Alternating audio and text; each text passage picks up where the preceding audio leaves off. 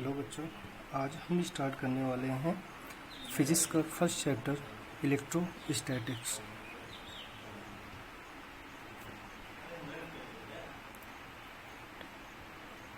अर्थात स्थिर वैद्युतिकी।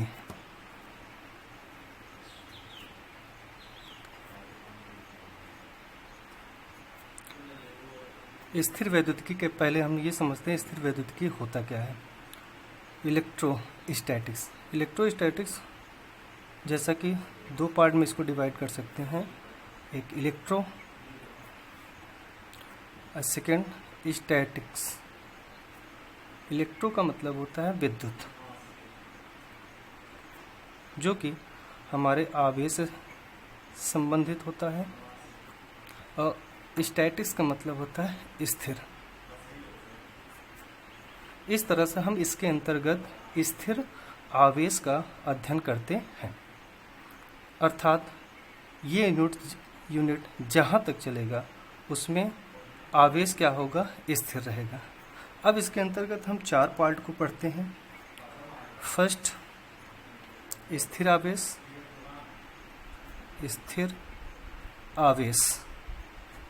Electric charge.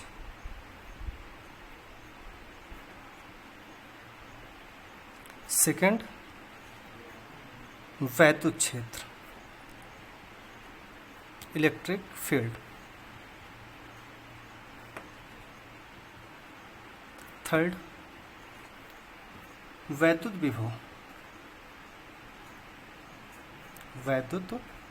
विभव अर्थात इलेक्ट्रिक पोटेंशियल।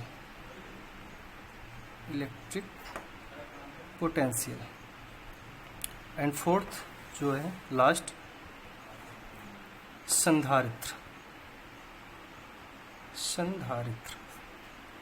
कैपेसिटर।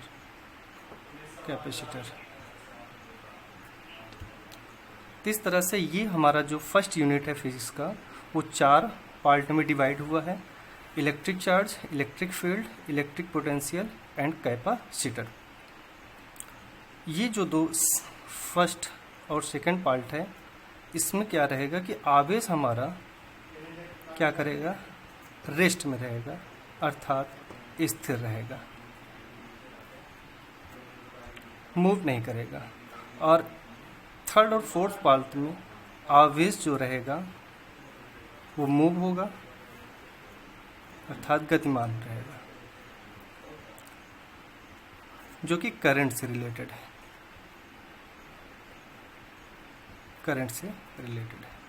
इस तरह से हमारा इलेक्ट्रोस्टैटिक्स पार्ट चार भागों में डिवाइड हुआ है, और उसमें से हम एक स्थिर आवेश अर्थात जिसमें आवेश स्थिर रहेगा, और सेकंड है जो धारा विद्युत से संबंधित है, जिसमें आवेश क्या रहेगा, गतिमान होगा।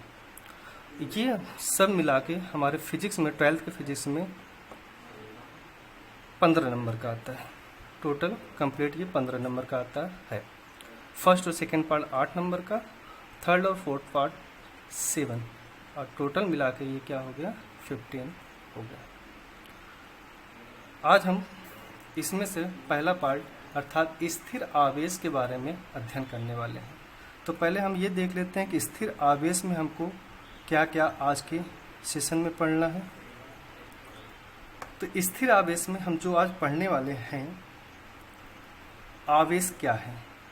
फर्स्ट हमारा टॉपिक क्या रहेगा, आवेश क्या है, what is electric charge. Second, आवेश के प्रकार को समझेंगे, आवेश का प्रकार, टाइप्स ऑफ चार्जेस। थर्ड, हम ये समझेंगे कि आवेश का कारण क्या है, आवेश का कारण क्या है, कि किसी वस्तु में आवेश कैसे उत्पन्न होता है या उसका रीज़न क्या है, हम इसके बारे में आवेश के कारण में समझेंगे। और फोर्थ पार्ट क्या है कि कोई भी बॉडी या कोई भी वस्तु किस तरह से चार्ज होती है अर्थात आवेशित होती है, उसको हम पढ़ने वाले हैं, अर्थात आवेशन की क्रिया, चार्जिंग। तो ये हम स्थिर आवेश के अंतर्गत चार पार्ट को पढ़ने वाले हैं। आज के सेशन में क्या क्या आवेश क्या है, आवेश का प्रकार क्या है, आवेश का कारण क्या है और आवेशन how to charge a body पढ़ेंगे। तो पहले टॉपिक की तरफ चलते हैं हम। आवेश क्या होता है, आवेश क्या है, इसके बारे में पढ़ने वाले हैं। तो आवेश को पढ़ने से पहले हम समझेंगे कि द्रव्यमान क्या होता है, क्योंकि द्रव्यमान को अगर हम पढ़ लेंगे तो आवेश क्या होता है। आवेश किसी भी बॉडी की फंडामेंटल प्रॉपर्टी होती है, मूलभूत उसके गुण होते हैं। तो उसको हम पढ़ने से पहले हम क्या पढ़ेंगे, द्रव्यमान क्या होता है। तो द्रव्यमान के बारे में पढ़ते हैं। तो द्रव्यमान जैसा कि हम जानते हैं कि दो शब्दों से मिलकर बना है, द्रव्य प्लस मान। द्रव्य में पदार्थ होता है और मान में मात्रा होती है। तो इस तरह से अगर इसके डेफिनेशन को हम समझें तो कोई भी वस्तु या किसी भी वस्तु में पदार्थ की जितनी मात्रा होती है उसको हम द्रव्यमान अर्थात मास कहते हैं। फिर से एक बार सुन लीजिए, कोई भी वस्तु या किसी भी वस्तु में पदार्थ की जितनी मात्रा होती है उसको हम द्रव्यमान कहते हैं। या ये भी कह सकते हैं, जैसे हमारे पास कोई भी वस्तु होता है, मान लीजिए ये आपका पेन है, स्केच है, इसमें भी मास होगा। ये क्या करता है, हमारे हाथ पे क्या कर रहा है, फोर्स अप्लाई कर रहा है। अर्थात दुनिया में जितनी भी चीज़ें होती हैं, जितने भी बॉडी होते हैं, सभी में क्या होता है, कुछ ना कुछ मास अवश्य होता है। और वो जिसके कारण क्या करता है, दूसरी वस्तु पर कुछ ना कुछ क्या करता है, बल लगाता है।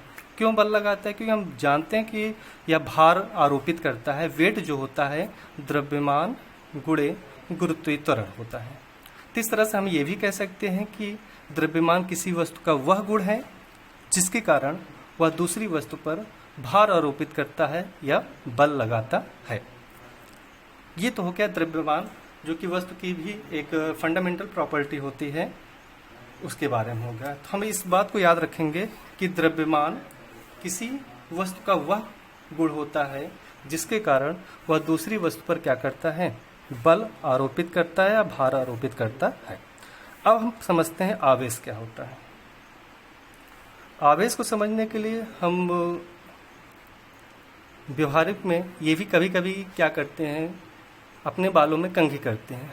तो देखते हैं कि कंघी में क्या होता है, अपने से हल्की वस्तुओं को, या जैसे बाल भी होता है तो हल्का ही होता है, तो वो अपने से हल्की वस्तुओं में उसमें चिपकने का गुण आ जाता है, आकर्षित करने का गुण आता है। ऐसे बहुत सारे एग्जाम्पल देखते हैं। जैसे हम गुब्बारे को लेने के बाद अपने बाल से रगड़ें, तो बाल से रगड़ने के बाद उसमें भी क्या हो जाता है, कागज के छोटे छोटे टुकड़ों को आकर्षित करने का गुण आ जाता है। ऐसे और सारे एग्जाम्पल, जैसे दो बादलों का घर्षण, वो भी जब घर्षण करते हैं तो वहाँ से बिजली का कड़कड़ाहट या बिजली हमको दिखाई देता है। तो ऐसा क्या होता है या ऐसा क्या हुआ जिसके कारण किसी वस्तु में दूसरी वस्तु को अपनी ओर आकर्षित करने का गुण आ गया। जैसे हम मान लेते हैं फॉर एग्जाम्पल के लिए बैलून है। तो बैलून में क्या होता है कि शुरुआत में या प्रारंभ में उसमें कागज के छोटे छोटे टुकड़ों को आकर्षित करने का गुण नहीं होता है, लेकिन जैसे ही हम उसको अपने बालों से रब करते हैं और रब करने के बाद उसको कागज के छोटे छोटे टुकड़ों के पास ले जाते हैं, तो उसमें कागज के छोटे छोटे टुकड़ों को अपनी ओर आकर्षित करने का गुण आ जाता है, जो कि पहले नहीं था, लेकिन रब करने के बाद ऐसा आ गया। अब सोचने वाली बात ये है, क्या ये द्रव्यमान के कारण आ रहा है? क्योंकि ऐसा तो नहीं है कि हमने आवेश को पहले पढ़ रखा था या आवेश पहले से ही इनमें पहले से ही दिया है कि आवेश क्या होता है। तो क्या ये द्रव्यमान के कारण? तो द्रव्यमान के कारण तो हो नहीं सकता है, क्योंकि अगर द्रव्यमान के कारण होता तो किसी भी वस्तु में द्रव्यमान पहले से ही होता है। और जैसे कि हम गुब्बारे को रब करते हैं, फिर रब करने के पहले भी कागज के टुकड़े के पास ले जाते हैं, तो उसमें आकर्षित करने का गुण नहीं रहता है। लेकिन जैसे ही उसको रब करने के बाद लाते हैं कागज के छोटे छोटे टुकड़ों के पास, तो उसमें कागज के छोटे छोटे टुकड़ों को आकर्षित करने का गुण आ जाता है। इसका मतलब द्रव्यमान तो पहले भी था, रब करने के बाद भी था, तो रब करने के पहले भी तो उसमें आकर्षण का गुण होना चाहिए, लेकिन जो कि ऐसा नहीं था। तो इस तरह से हम कह सकते हैं कि द्रव्य ऐसा तो द्रव्यमान के कारण नहीं हुआ। तो कौन सा गुण आ गया हमारी वस्तु में जिसके कारण वो छोटी छोटी वस्तुओं को अपनी ओर आकर्षित कर रहा है? तो इस नए प्रॉपर्टी को नाम दे दिया गया आवेश, अर्थात चार्ज। इस तरह से इसकी डेफिनेशन क्या हो सकती है कि आवेश किसी वस्तु में आया हुआ वह गुण है जो कि पहले उसमें नहीं होता है। आवेश किसी वस्तु का में आया हुआ वह गुण है जिसके कारण वह दूसरी वस्तु पर बल आरोपित करता है या उसको अपनी ओर आकर्षित करता है। इस तरह से आवेश किसी वस्तु में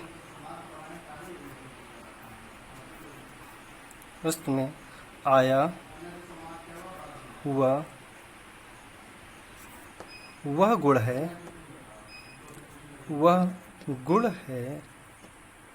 जिसके कारण वह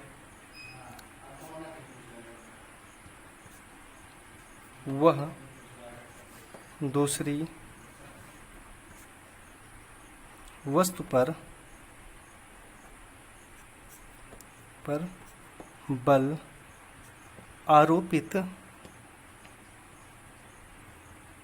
आरोपित करता है। ये इस तरह से ये आवेश के बारे में हमने जाना कि आवेश क्या होता है, क्योंकि पहले ये वस्तु में होता नहीं है, लेकिन जब किसी वस्तु को हम क्या करते हैं दूसरी वस्तु से रगड़ते हैं तो उसमें क्या हो जाता है, जो अपने से हल्की वस्तुओं को अपनी ओर आकर्षित करने का गुण आ जाता है। तो हम कह सकते हैं कि आवेश किसी वस्तु का वह गुण है जिसके कारण वह दूसरी वस्तु पर बल आरोपित करता है। फॉर एग्जाम्पल के लिए हम कंघी का उदाहरण दे सकते हैं कि उसी तरह और भी बहुत सारे उदाहरण, दो बादलों का घर्षण भी होता है। अब हम समझेंगे कि आवेश के प्रकार के बारे में। आवेश के प्रकार के बारे में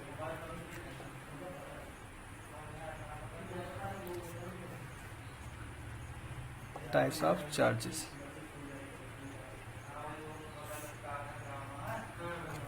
टाइप्स ऑफ चार्जेस।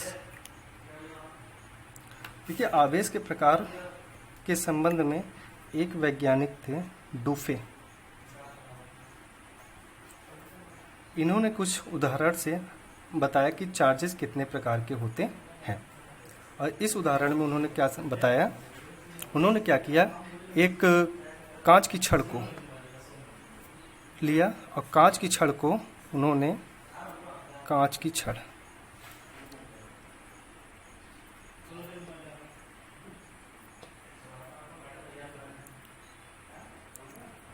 छड़ को उन्होंने रेशम के कपड़े से उसको रगड़ा। ठीक इसी तरह से उन्हें एक दूसरी कांच की छड़ को लिया, उसको भी कांच की छड़ को उन्होंने रेशम के कपड़े से रगड़ा। रगड़ने के बाद दोनों को पास पास में लाए। तो पास पास में लाने के बाद उन्होंने ये देखा कि ये एक दूसरे को अट्रैक्ट कर रहे थे, अर्थात आकर्षित कर रहे थे। ऐसे उन्होंने दूसरा एक एग्जाम्पल लिया। उन्होंने क्या किया, प्लास्टिक लिया और प्लास्टिक को उन्होंने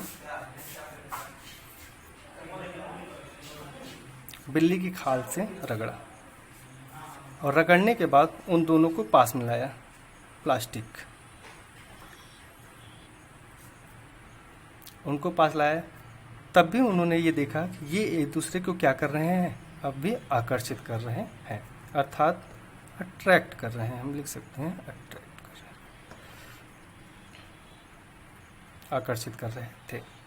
अब उन्होंने क्या किया, एक कांच की छड़ को रगड़ा, कांच की छड़ को लिया, ग्लास, कांच की छड़, और दूसरा उन्होंने क्या लिया, प्लास्टिक को लिया, plastic.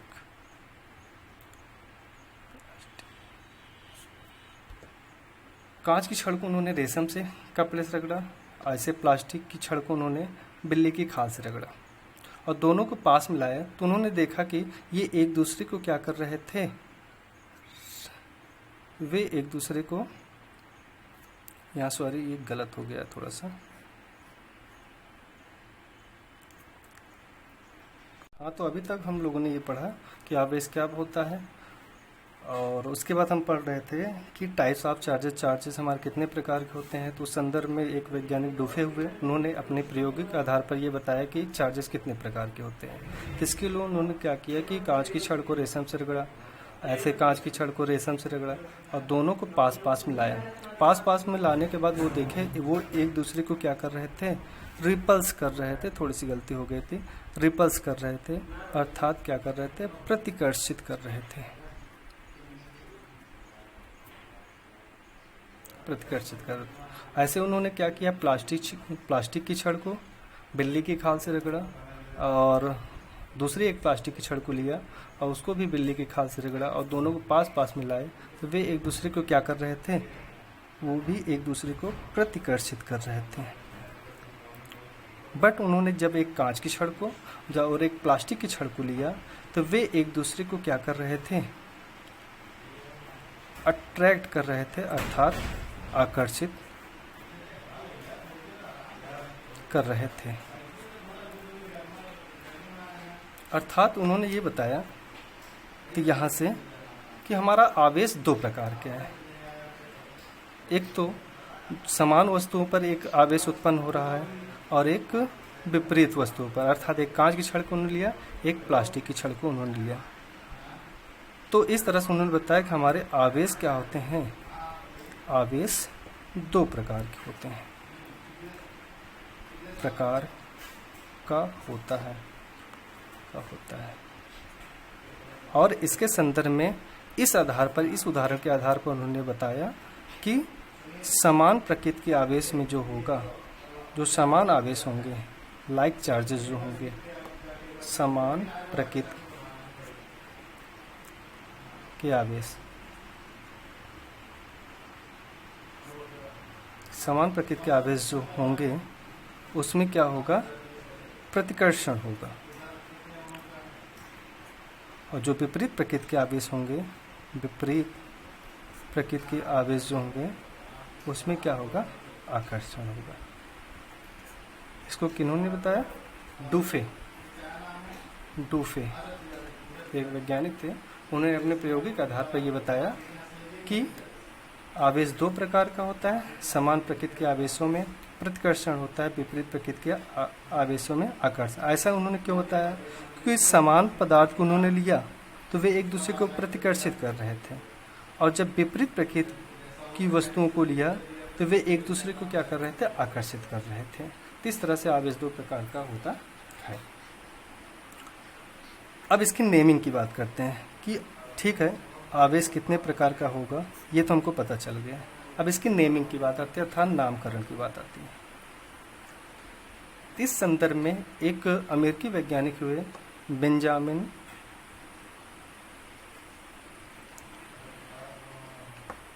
Benjamin Franklin,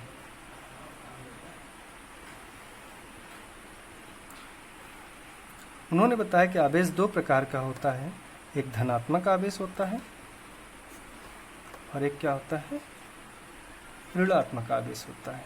positive charge, positive, and second है निगेटिव चार्ज। इसके नाम रखने के पीछे उन्होंने एक रीज़न दिया। क्या रीज़न दिया उसको समझते हैं। उन्होंने बताया क्योंकि उन्होंने अपने प्रयोग, जैसे कि हम एक एग्जांपल अभी देखे थे कि जब कांच की छड़ को और प्लास्टिक की छड़ को उन्होंने पास में लाया तो वे एक दूसरे को आकर्षित कर रहे थे। बट ऐसा नहीं है कि वो एक दूसरे को कुछ टाइम के लिए आकर्षित कर रहे थे, वे एक दूसरे को थोड़ी देर के लिए आकर्षित किए, फिर एक दूसरे से दूर हट गए। तो इससे इस आधार पर उन्होंने ये जाना कि आवेश हमारा एक धनात्मक होता है, ऋणात्मक होता है। तो इसके लिए उन्होंने ये बताया कि जिस तरह से हमारे गणित में या मैथमेटिक्स में एक धन चार्जेस होता है, मतलब अगर मान लीजिए +1 लेते हैं और -1 लेते हैं, इन दोनों को ऐड करते हैं तो 0 हो जाता है। तो ठीक उसी प्रकार जैसे कोई दो आवेशित वस्तुएं होती हैं और उनको पास पास मिलाते हैं, एक पे पॉजिटिव चार्ज है, एक नेगेटिव चार्ज है, तो जब दोनों को उन्होंने पास पास मिलाया तो लाने के बाद उन्होंने देखा वो थोड़ी देर बाद एक दूसरे से दूर हट गए, अर्थात उसमें चार्ज क्या हो गया, शून्य हो गया।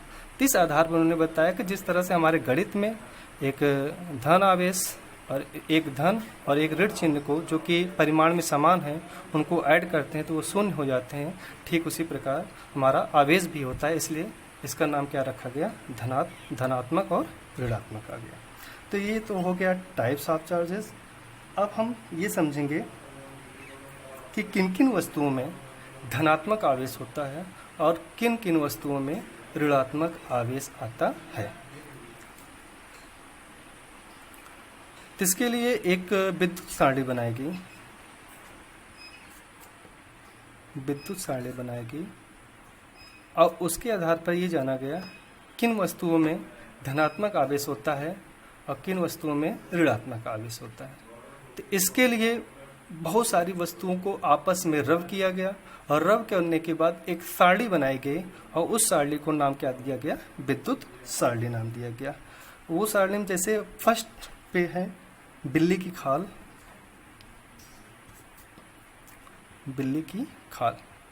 सेकंड नंबर पे है फलालेन, एक वस्तु होता है फलालेन, थर्ड पे है कांच, फोर्थ पे रुई, फिफ्थ पे है आपका रेशम है, लकड़ी, धातुएं जितनी भी होती हैं, रबड़,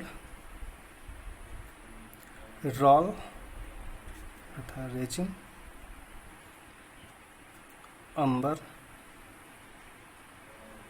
गंधक और एवोनाइट।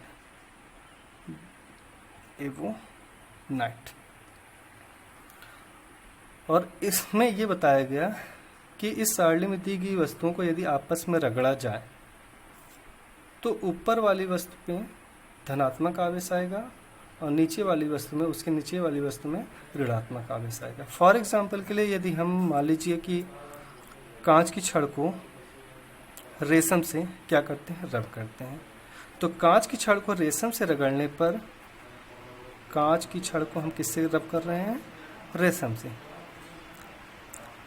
रब करें तो कांच की छड़ पर जो आएगा वो धनात्मक आवेश आएगा और रेशम की छड़ पर या रेशम के कपड़े पर क्या आएगा, ऋणात्मक आवेश आएगा। परंतु यदि हम कांच की छड़ को हम बिल्ली की खाल से रगड़ें, कांच ही लें और उसको हम रगड़ें बिल्ली की खाल से,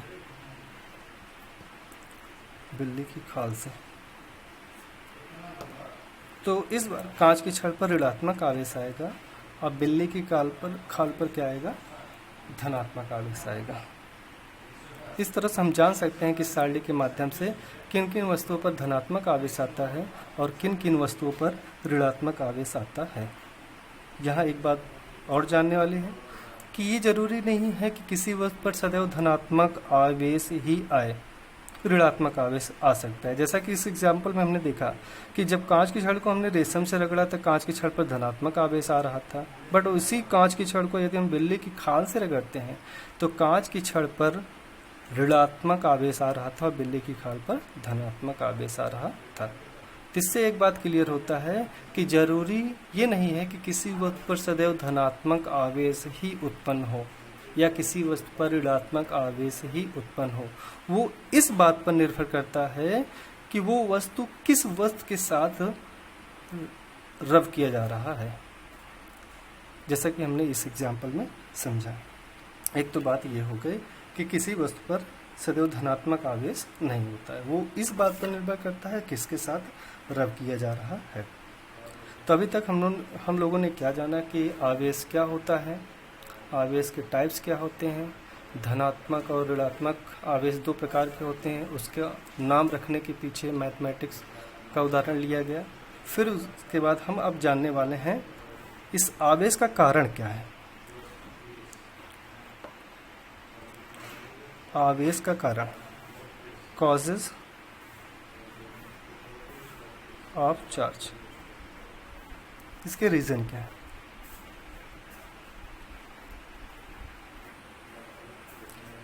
तो अब हम ये समझने वाले हैं कि आवेश का कारण क्या है, काजेज ऑफ चार्जेस।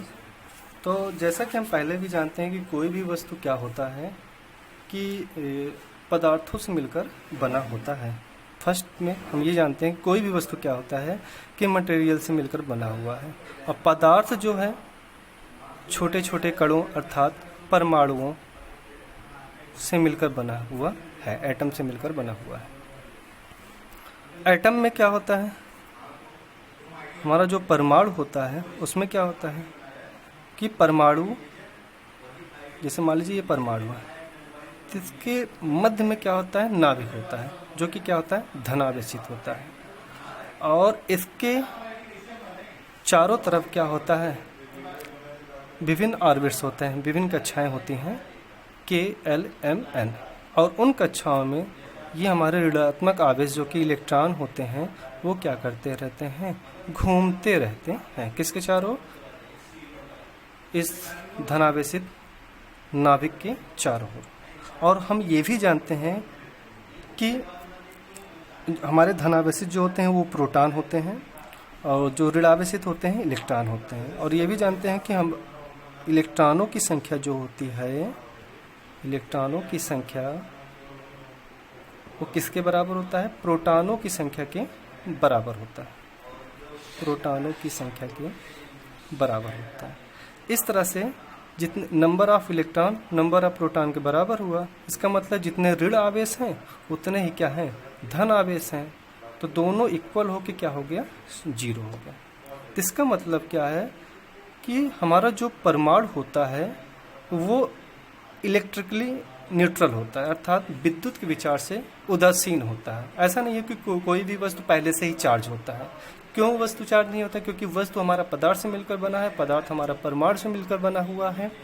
और परमाणु में नेट चार्ज क्या होता है, नेट चार्ज शून्य होता है, नेट चार्ज शून्य हुआ अर्थात कुल आवेश। हम कभी ऐसा नहीं कह सकते हैं कुल आवेश शून्य, तो हम क्या समझा रहे थे कि कभी हम ऐसा नहीं कर सकते हैं किसी वस्तु में जो आवेश होता है वो 0 होता है, ऐसा ये गलत है।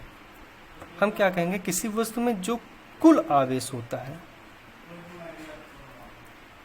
कुल आवेश वो क्या होता है, 0 होता है। या किसी वस्तु, हम ये नहीं कह सकते हैं कि किसी वस्तु में वो अनचार्ज्ड बॉडी है, चार्ज नहीं है, तो उसमें आवेश नहीं है। आवेश तो है ना, तो हमारे इलेक्ट्रॉन भी हैं, उसमें प्रोटॉन भी हैं, और इलेक्ट्रॉन पर ऋण आवेश है, प्रोटॉन पर धन आवेश है। भले ही नेट चार्ज उनका शून्य है, लेकिन ऐसा तो नहीं कह सकते कि आवेश क्या है उसमें शून्य है। एक तो ये बात क्लियर हो गई कि हम कभी किसी ये नहीं कहेंगे कि आवेश शून्य होता है, उसमें कुल आवेश शून्य होता है। इस तरह से हमारा परमाणु या वस्तु क्या हो गया, विद्युत के विचार से शून्य होता है।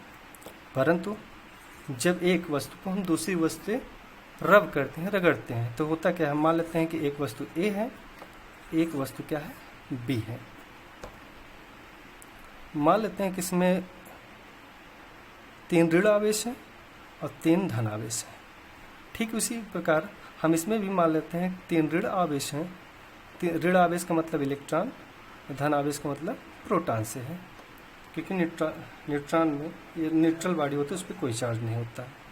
तो इस तरह से -3 जो कूलाम कह सकते हैं, या 3 इलेक्ट्रॉन हो गया और 4 प्रोटॉन, वो 3 प्रोटॉन हो गया इसमें, और टोटल ये कितना हो गया, 0। इसमें भी 3 इलेक्ट्रॉन और 3 प्रोटॉन जो कि धनावेशित होता है, इसमें भी 0 हो गया। बट जब एक वस्तु को हम दूसरी वस्तु से क्या करते हैं, रगड़ते हैं, तो रगड़ने के बाद क्या होता है कि एक वस्तु से दूसरी वस्तु में क्या होता है, इलेक्ट्रॉन का स्थानांतरण होता है। अब बात आती है कि किस वस्तु से किस वस्तु में इलेक्ट्रॉन का स्थानांतरण होता है। तो हम लोग ये जानते हैं, जैसे हमारा ये नाभिक होता है और इलेक्ट्रॉन ये होते हैं, इसके चारों ओर विभिन्न कक्षाओं में चक्कर लगाते रहते हैं। इलेक्ट्रॉन कैसा आवेश होता है, ऋण आवेश होता है, इस पर क्या होता है, धन आवेश होता है। और भी हम लोगों ने पढ़ रखा था कि एक धनावेशित वस्तु और एक ऋणावेशित वस्तु में क्या होता है, आकर्षण का गुण होता है, अर्थात ये एक दूसरे से क्या होते हैं, टाइटली बाउंडेड होते हैं। लेकिन एक कक्षा तो होता नहीं है, कई कक्षाएं होते हैं, कई ऑर्बिट्स होते हैं। अब सबसे बाहरी ऑर्बिट, मान लीजिए एक ऑर्बिट से ये हुआ, सेकेंड ऑर्बिट से ये हुआ, थर्ड ऑर्बिट से ये हुआ, तो सबसे बाहरी कक्षा के जो इलेक्ट्रॉन होंगे वो हमारे नाभिक से बहुत ही लूजली बाउंडेड होते हैं, बहुत अच्छी तरह से क्या होते हैं, बंधे नहीं होते हैं। तो जब एक वस्तु को हम दूसरी वस्तु से रगड़ते हैं तो ये बाहरी कोश के जो इलेक्ट्रॉन होते हैं, बाहरी कक्षक के जो इलेक्ट्रॉन होते हैं, वो दूसरी वस्तु में क्या हो जाता है, उसका स्थानांतरण हो जाता है, वो चले जाते हैं। हम मान लेते हैं कि वस्तु ए से वस्तु बी में इलेक्ट्रॉन का स्थानांतरण हुआ, तो वस्तु ए से मान लीजिए एक इलेक्ट्रॉन इसमें बी में गया, तो ए में -2 इलेक्ट्रॉन इसमें और 3 अभी प्रोटॉन बचे हुए हैं। तो इस तरह से इसमें क्या हुआ, +1 का आवेश उत्पन्न हो गया। अभी हम आवेश के मात्रक क्या होता है उसके बाद उस पर चर्चा नहीं की है, लेकिन जो इसका मात्रक होता है कूलाम का होता है। मान लीजिए बाद में हम समझेंगे। और ये 1 कूलाम का आवेश इस पर होगा। इलेक्ट्रॉन ए से बी में गया तो बी में कितने निगेटिव चार्ज आ गए, ये आपका हो गया 3 पहले से था, 1 आया, टोटल हो गया -4 इलेक्ट्रॉन और +3 प्रोटॉन। और ये जब ऐड होगा तो ऐड होने के बाद क्या आएगा, -1 को कूलाम आवेश आ गया।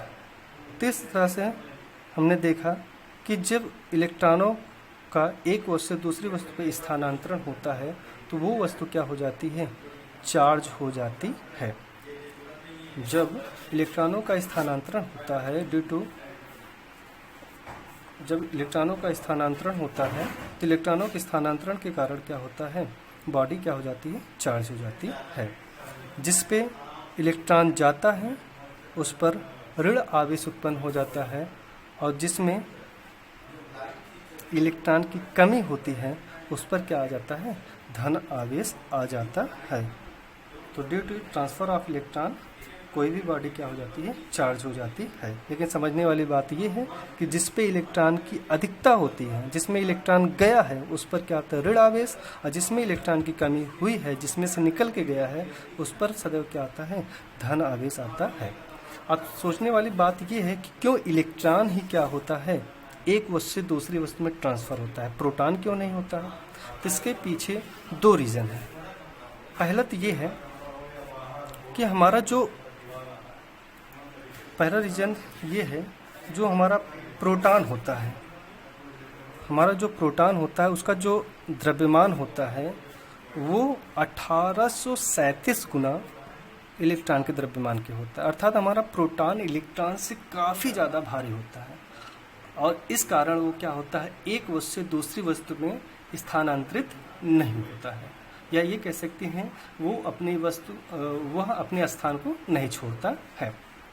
और दूसरा क्या होता है कि ये प्रोटॉन क्या होते हैं, बहुत ही क्या होते हैं, जितने भी प्रोटॉन होते हैं वस्तु वे एक दूसरे से बहुत ही क्या होते हैं, ज़्यादा फोर्स से क्या होते हैं, बंधे होते हैं। तो 2 कारण है। पहला कारण, मेन कारण तो यही है कि प्रोटॉन का द्रव्यमान जो होता है इलेक्ट्रॉन के द्रव्यमान का 1837 गुना होता है, अर्थात हमारा प्रोटॉन इलेक्ट्रॉन से ज़्यादा भारी होता है, और इस कारण से वो क्या होता है, दूसरी वस्तु में स्थानांतरित नहीं होता है। तो हम कह सकते हैं कि जो आवेश की संकल्पना दी जाती है वो इलेक्ट्रॉनों के आधार पे ही दिया जाता है, प्रोटॉन के आधार पे नहीं। प्रोटॉन के आधार क्यों नहीं देते, हम बार बार इलेक्ट्रॉन का ही यूज क्यों करते हैं, क्योंकि हमारा प्रोटॉन इलेक्ट्रॉन से ज़्यादा भारी होता है। अब हम समझने से हमारा लास्ट टॉपिक क्या था, आवेशन अर्थात चार्जिंग, आवेशन।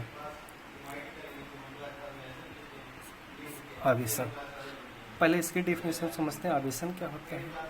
तो आवेशन का मतलब होता है किसी वस्तु को आवेशित करने की क्रिया, किसी वस्तु को आवेशित करने की क्रिया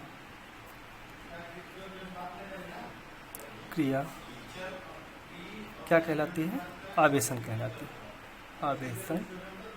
कहलाती है, जैसे हम मोबाइल को क्या करते हैं, कभी कभी चार्ज करते हैं, तो हम बोलते हैं कि हमने मोबाइल को चार्जिंग पे लगा दिया है।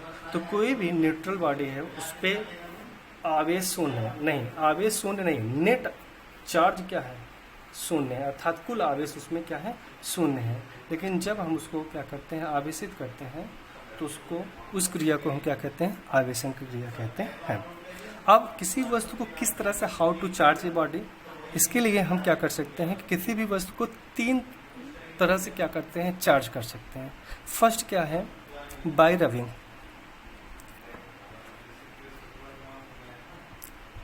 अर्थात घर्षण द्वारा चार्ज करना। सेकंड क्या है, चार्जिंग बाय कंडक्शन, चालन द्वारा।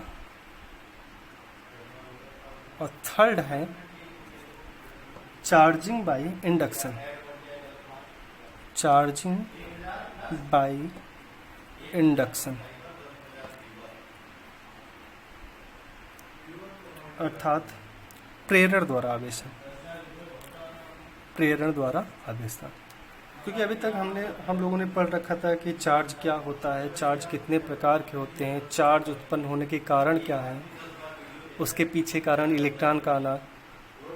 लेकिन अब हम ये पढ़ने वाले हैं कि कोई भी वस्तु किस तरह से चार्ज किया जा सकता है। क्योंकि हमारे मन में ये भी आता है कि ठीक है चार्ज ये सब कुछ हो गया, लेकिन चार्ज किसी वस्तु में किस तरह से उत्पन्न किया जा सकता है, उसको हम 3 तरह से कर सकते हैं। 2 वस्तुओं को रगड़ने के बाद हम उसको चार्ज कर सकते हैं, और चालन द्वारा चार्ज कर सकते हैं, और प्रेरण द्वारा चार्ज कर सकते हैं। तो पहला हम समझेंगे घर्षण द्वारा चार्जर, बाय रबिंग। घर्षण द्वारा चार्जर में क्या होता है, इसके पहले भी हम लोगों ने पढ़ रखा है। इसमें क्या करते हैं, एक वस्तु को दूसरी वस्तु क्या करते हैं, रब करते हैं। तो रब करने के बाद क्या होता है, due to transfer of electron, अर्थात इलेक्ट्रॉन का स्थानांतरण होता है एक वस्तु से दूसरी वस्तु में। तो एक वस्तु से दूसरी वस्तु में इलेक्ट्रॉन का स्थानांतरण होता है, तो क्या हो जाता है, जिस वस्तु में इलेक्ट्रॉन जाता है उस पर क्या आ जाता है, जिस वस्तु में इलेक्ट्रॉन जाता है उस पर ऋण आवेश आ जाता है, और जिस वस्तु में से इलेक्ट्रॉन निकलता है उस पर क्या आ जाता है, धन आवेश आ जाता है। कब, जब 2 वस्तुओं को आपस में रगड़ते हैं। कौन से इलेक्ट्रॉन जाते हैं, सबसे बाहरी कोश के जो इलेक्ट्रॉन होते हैं, बाहरी ऑर्बिट्स के जो इलेक्ट्रॉन होते हैं, वो एक दूसरे से दूसरी वस्तु में जाते हैं। अब यहाँ ये समझने वाली बात है कि जब 2 वस्तुओं को आपस में रगड़ा जाता है तो वो तो चार्ज हो जाते हैं, एक पर ऋण आवेश आता है, एक पर धन आवेश आ जाता है। अभी इसके पहले भी उदाहरण हम समझा था। तो एक पर धन, हम देख रहे हैं कि अगर एक इलेक्ट्रॉन का स्थानांतरण हुआ तो एक पर +1 कूलाम का आवेश आ गया, एक पर -1 कूलाम का आवेश आ गया। तो इसका मतलब क्या हुआ कि जब 2 वस्तुओं को आपस में रगड़ा जाता है तो रगड़ने के बाद क्या होता है, एक वस्तु पर धन आवेश आता है तो दूसरी वस्तु पर ऋण आवेश आता है, या पहली वस्तु पर ऋण आवेश आएगा तो दूसरी वस्तु पर क्या आएगा, धन आवेश आएगा। अर्थात दोनों पर क्या होते हैं, अलग अलग चार्जेस, अलग अलग टाइप के चार्ज क्या होते हैं, उत्पन्न होते हैं दोनों वस्तुओं पर। साथ ही साथ ये क्या होते हैं, परिमाण में भी क्या होते हैं, बराबर होते हैं, परिमाण में बराबर, और कह सकते हैं प्रकृति में विपरीत, में विपरीत। तो ये तो हमारा हुआ घर्षण द्वारा चार्ज, और जिसमें हम क्या करते हैं, 2 वस्तुओं को आपस में रगड़ते हैं और इलेक्ट्रॉनों के स्थानांतरण के कारण क्या होता है, वो वस्तुएं चार्ज हो जाते हैं। एक पर धन आवेश उत्पन्न होता है तो दूसरे पर ऋण आवेश उत्पन्न होगा, यदि पहले पर ऋण आवेश तो दूसरे पर क्या होता है, धन आवेश उत्पन्न होता है। लेकिन इसमें क्या होता है, दोनों पर साथ चार्जेस उत्पन्न होते हैं। ऐसा नहीं है कि एक वस्तु पर धन आवेश उत्पन्न होकर थोड़े समय बाद दूसरे वस्तु पर ऋण आवेश उत्पन्न हो रहा है, ऐसा नहीं होता है। और दोनों चार्जेस प्रकृति में विपरीत होते हैं, परिमाण में क्या होते हैं, बराबर होते हैं। अब हम समझते हैं सेकंड हमारा जो था चार्जिंग बाय कंडक्शन, अर्थात चालन द्वारा आवेशन।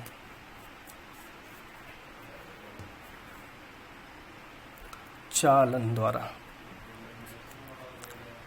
अब चालन द्वारा आवेशन में क्या होता है, चार्जिंग बाय कंडक्शन। इसमें क्या करता है, हम एक अनचार्ज बॉडी को लेते हैं। अनचार्ज बॉडी का मतलब एक वस्तु है जो चार्ज नहीं है। इसका मतलब क्या है, जिसमें जितने प्रोटॉन होंगे उतने क्या होंगे, इलेक्ट्रॉन होंगे। तो इस तरह से ये अनचार्ज बॉडी हो गई, अनचार्ज बॉडी हो गई, अर्थात नेट चार्ज क्या है, शून्य है। कुल आवेश आपका इसमें शून्य होगा। और किसी वस्तु का आवेशित होने का यही मतलब है कि उसमें कुछ एक्स्ट्रा चार्जेस होने चाहिए, वो चाहे नेगेटिव हो, वो चाहे क्या है, पॉजिटिव हो। अब हम क्या करते हैं, तो फर्स्ट टर्म में हम एक अनचार्ज बॉडी लेते हैं। अब इसके संपर्क में क्या करते हैं, एक दूसरी बॉडी लाते हैं जो चार्ज्ड बॉडी होती है, जो कि क्या होती है, चार्ज बॉडी। मान लेते हैं कोई भी छड़, कांच की छड़ को लिया और वो कांच की छड़ पहले से चार्ज है, और मान लेते हैं निगेटिवली चार्ज है, अर्थात उस पर निगेटिव चार्जेस हैं, क्योंकि इसको इसके संपर्क में लाया। तो संपर्क में लाने के बाद क्या होगा, पहले मान लीजिए ये बॉडी थी, कौन सी, कांच की छड़, इस पर निगेटिव चार्जेस थे। तो ये निगेटिव चार्जेस इसके सराउंडिंग जो इन्वायरमेंट है उसमें नहीं जा पा रहा। क्यों, क्योंकि एयर क्या होता है, एक इंसुलेटर होता है, कुचालक होता है, और उसमें ये इलेक्ट्रॉन बाहर नहीं निकल पा रहे थे। लेकिन जैसे इसको हम एक अनचार्ज बॉडी के संपर्क में लाते हैं, तो ये हमारे जो ऋण आवेश हैं वे एक दूसरे को क्या करते हैं, प्रतिकर्षित करते हैं।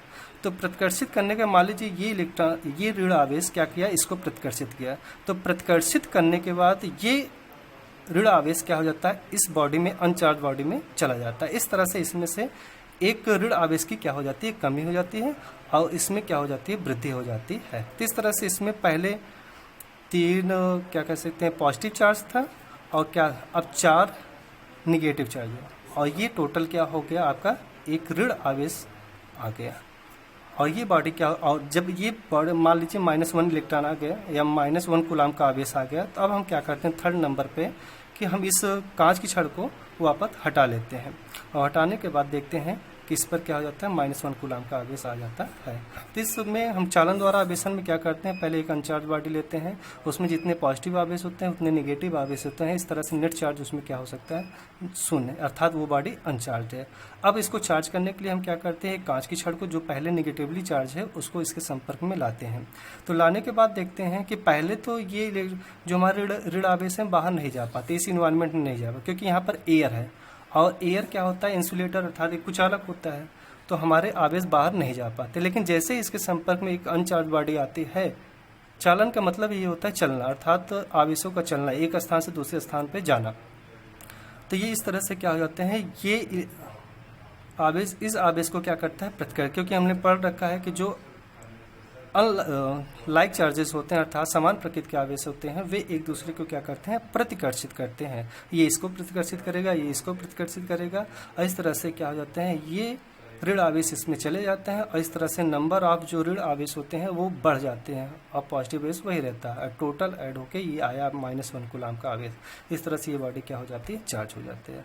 अब इसमें समझने वाली बात ये है कि जो बॉडी चार्ज होती है, इसमें जैसे हम पहले पढ़ रखा है कि घर्षण द्वारा आवेशन में क्या होता है कि जो वस्तुएं चार्ज होती हैं वो परिमाण में बराबर होती हैं, और प्रकृति में परंतु क्या होती हैं, विपरीत होती हैं। बट इसमें ऐसा नहीं होता। इसमें क्या होता है, एक पर, दोनों पर क्या होता है, मान लीजिए दोनों पर समान प्रकृति का आवेश उत्पन्न होता है, समान प्रकृति के आवेश होते हैं। तो दोनों पर समान प्रकृति के आवेश उत्पन्न होते हैं, अर्थात जो वस्तु अगर ला रहे हैं अनचार्ज बॉडी के पास, अगर वो निगेटिव है तो वो वस्तु भी क्या होगी, निगेटिवली चार्ज होगी।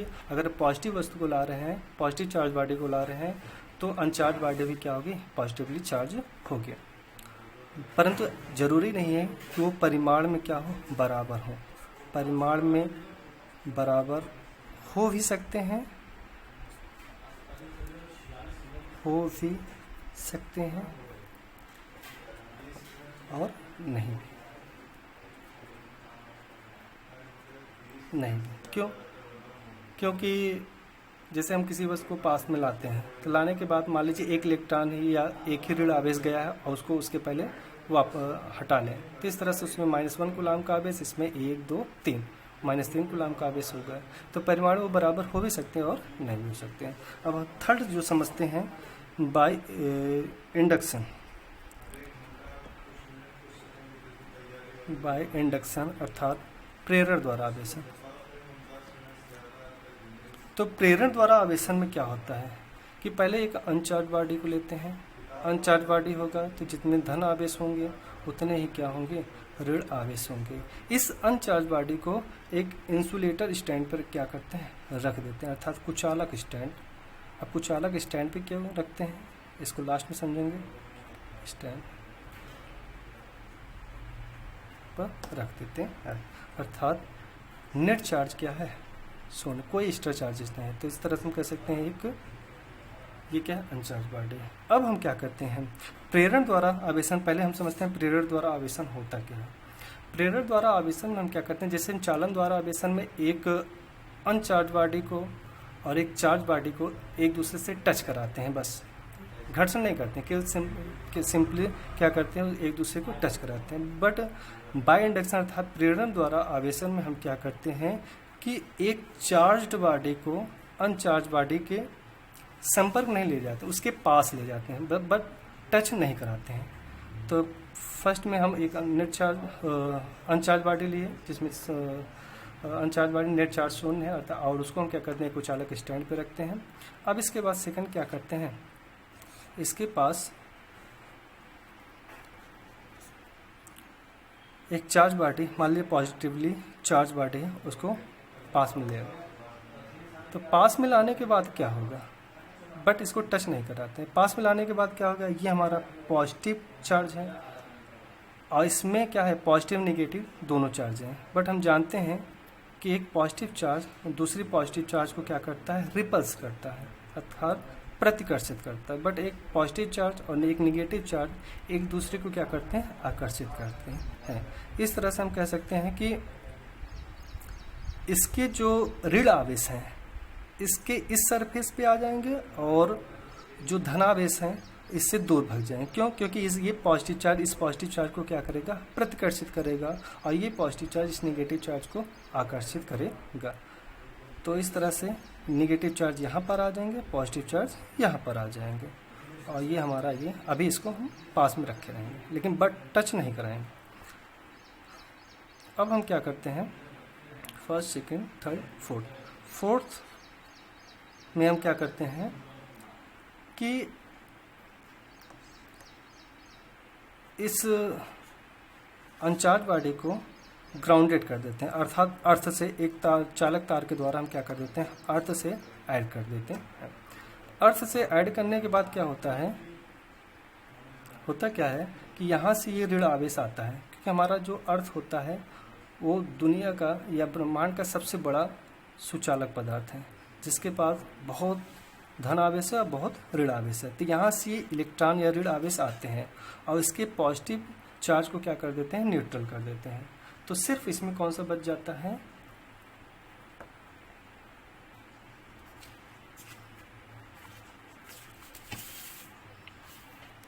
ये ऋण आवेश यहाँ पर आया, इसके पॉजिटिव चार्ज को न्यूट्रल कर दिया। तो इसमें क्या, इस अनचार्ज बॉडी में क्या बच जाता है, सिर्फ निगेटिव चार्जेस बच जाते हैं, निगेटिव चार्जेस बच जाते हैं। अब हम क्या करते हैं कि इस अर्थ के कनेक्शन को हम क्या कर देते हैं, कैंची के माध्यम से क्या कर देते हैं, कट कर देते हैं। और कट करने के बाद क्या कर देते हैं, लास्ट में हम क्या कर देते हैं, इस अर्थिंग को कट कर देते हैं। कट करने के बाद जो मतलब हम पॉजिटिव चार्ज बॉडी को लिए थे उसको हटा देते हैं। हटाने के बाद सिर्फ इसमें क्या हो जाता है, ऋण आवेश बच जाता है, और इस तरह से ये वस्तु क्या हो जाती है, चार्ज हो जाती है। बट ऐसा करने से पहले जो इस टॉपिक हम कर रहे थे, हम पहले हम क्या करते हैं, अर्थिंग के कनेक्शन को काटते हैं और उसके बाद क्या करते हैं, इस पहले से जो चार्ज बॉडी थी उसको हटाते हैं। क्यों, क्योंकि यदि हम पहले इसको हटा देंगे तो हमारा जो ये पॉजिटिव चार्ज बॉडी था वो तो पुनः इस पूरे बॉडी में क्या हो जाता है, फैल जाता है, और इस तरह से वो न्यूट्रल नहीं हो पाता। तो इस तरह से ये बॉडी क्या हो गई, चार्ज हुई। अब इसमें समझने वाली बात है कि जो आवेश उत्पन्न होता है वो प्रकृति में क्या होता है, भिन्न होता है। क्यों? क्योंकि हमने पॉजिटिव चार्ज बॉडी को इसके पास मिलाया था और ये कैसा हो गया, नेगेटिव चार्ज बॉडी। तो ये प्रकृति में भिन्न होते हैं, अर्थात अनलाइक चार्ज में होते हैं, प्रकृति में भिन्न। अब परिमाण में समान हो भी सकते हैं, नहीं भी हो सकते हैं। इस तरह से आज इस सेशन में हम लोगों ने ये जाना कि हमारा आवेश क्या होता है। आवेश किसी वस्तु में आया हुआ वह गुण है जिसके कारण वह दूसरी वस्तु पर क्या करता है, बल आरोपित करता है। फिर उसके बाद जाना कि आवेश कितने प्रकार के होते हैं। आवेश दो प्रकार के होते हैं, एक धन आवेश होता है, एक ऋण आवेश होता है। धन आवेश या ऋण आवेश अनलाइक जो लाइक चार्जेस होते हैं वो एक दूसरे को क्या करते हैं, प्रतिकर्षित करते हैं। बट अनलाइक चार्जेस अर्थात विजातीय आवेश जो होते हैं, एक धन आवेश एक ऋण आवेश या एक ऋण आवेश एक धन आवेश, ये एक दूसरे को क्या कर सकते हैं, क्या करते हैं, आकर्षित करते हैं। उसके बाद हम लोगों ने जाना कि आवेश का कारण क्या है। तो आवेश का मुख्य कारण क्या होता है, इलेक्ट्रॉन होते हैं, प्रोटॉन नहीं होता है। प्रोटॉन क्यों नहीं होता, क्योंकि प्रोटॉन जो होता है वो इलेक्ट्रॉन से काफ़ी ज़्यादा भारी होता है और जिसके कारण वो एक वस्तु दूसरी वस्तु में स्थानांतरित नहीं होता है। तो आवेश की जो संकल्पना दी जाती है वो इलेक्ट्रॉन के आधार पर दी जाती है, ना कि प्रोटॉन के आधार पर। फिर उसके बाद हम लोगों ने क्या जाना, किन किन वस्तुओं पर पॉजिटिव चार्ज होता है, किन वस्तुओं पर निगेटिव चार्ज होता है। तो उसके लिए समझे कि विद्युत सारणी एक बनाई गई और उसके आधार पर हम लोगों ने जाना कि किन वस्तुओं पर धन आवेश आता है, किन वस्तुओं पर ऋण आवेश आता है। और लास्ट में हम लोगों ने जाना कोई भी वस्तु किस तरह से चार्ज की जाती है। उसके लिए 3 टाइप, घर्षण द्वारा आवेशन, चालन द्वारा आवेशन और प्रेरण द्वारा आवेशन। घर्षण में दो वस्तुओं को एक दूसरे से रब करते हैं, रगड़ते हैं और due to transfer of electron कोई भी बॉडी क्या हो जाती है, चार्ज हो जाती है। और सेकेंड पे चालन द्वारा आवेशन, एक अनचार्ज बॉडी को क्या करते हैं, किसके संपर्क में लाते हैं, एक चार्ज बॉडी के संपर्क में लाते हैं, तो वो वस्तु क्या हो जाती है, चार्ज हो जाती है। लास्ट में हम बाय इंडक्शन बाय इंडक्शन में या प्रेरण द्वारा आवेशन में हम बिना छुए एक दूसरे के संपर्क में लाए किसी वस्तु को किस तरह से चार्ज कर सकते हैं। तो इसके लिए हम लोगों ने जाना कि कोई वस्तु की कैसे चार्ज होती है प्रेरण द्वारा आवेशन। Thank you so much.